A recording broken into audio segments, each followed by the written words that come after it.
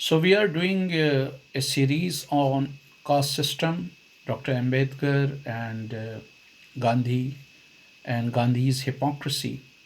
So let's begin with the industrialization and its impact on the social system. If we look at the history of different countries, we will find that industrial growth greatly impacts upon the social order and social system of any country. For instance, in Europe, if you look at Western capitalist world, so you will see that clergy used to hold immense power before the rise of industrialization. But with the French Revolution, situation started getting changed, and after French Revolution, feudalism was abolished in many countries, and with the rise of industrial growth, the power of clergy was also curtailed.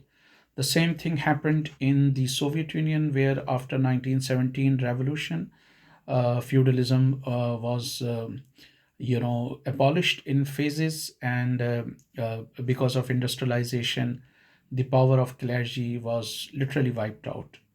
In China, the same thing happened, where feudalism was very strong, and where traditional customs, traditions, they were very strong. But after the revolution of 1949, feudalism was abolished there, and with the rise of industrialization in that country, uh, religious clergy lost its power.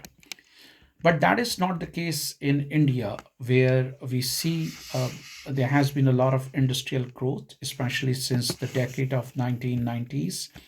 There have been times when India made tremendous strides in the science and culture.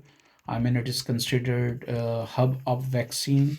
It is also producing and carrying out joint venture in industrial section with the American, British, and French companies. But when it comes to social hierarchy, it's still there. Especially the system of caste is still dominant, and it is dominant not only in politics, in media, in villages, but even in urban areas as well. So in this part, we will talk about um, the historical background. Dr. Ambedkar tried to make a speech on that issue when he was invited by some supporters of the Congress during the decade of 1930s, and he was asked to give the script of his speech, which was highly critical towards caste system.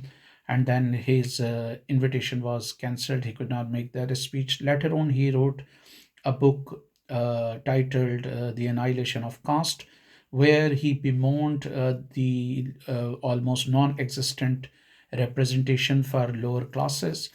He revealed that during, in pre partition India, the percentage of Brahmins in the population was hardly 6%, but they were dominating in government jobs.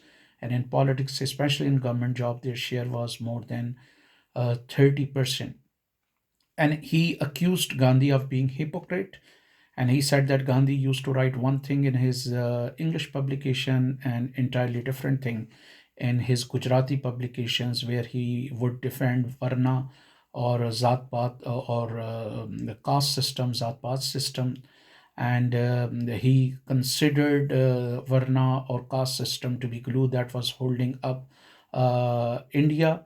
And he was to some extent opposed to intouchability. There are incidents, or there were instances where Gandhi defended caste system and said that there is nothing wrong in the Hinduism, and it was perhaps because of the caste system that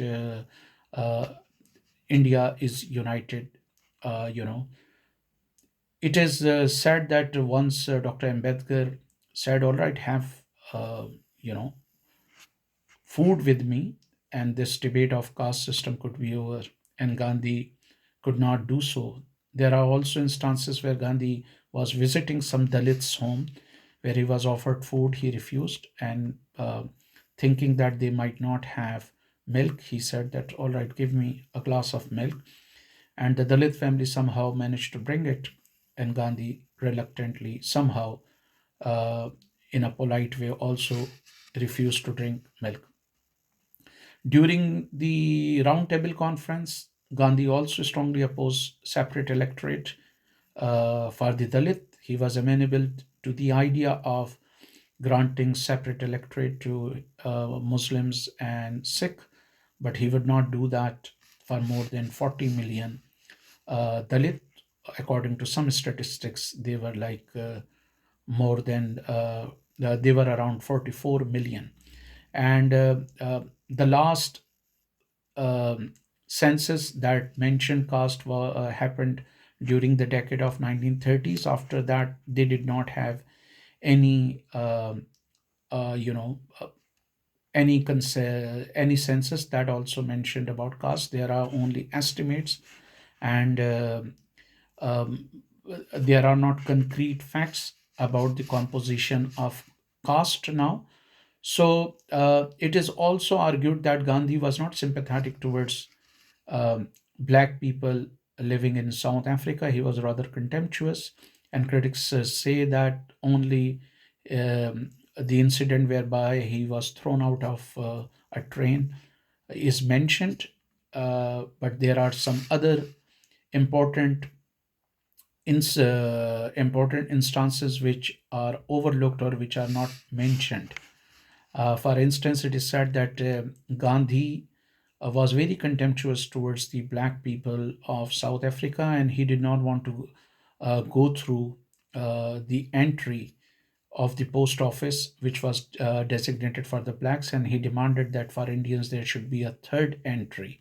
So he did not challenge white supremacy in that sense. In the same way, he sided with the Indian capitalists who were working there in South Africa, and he opposed strikes or agitation of Indian indentured laborers who used to work in South Africa.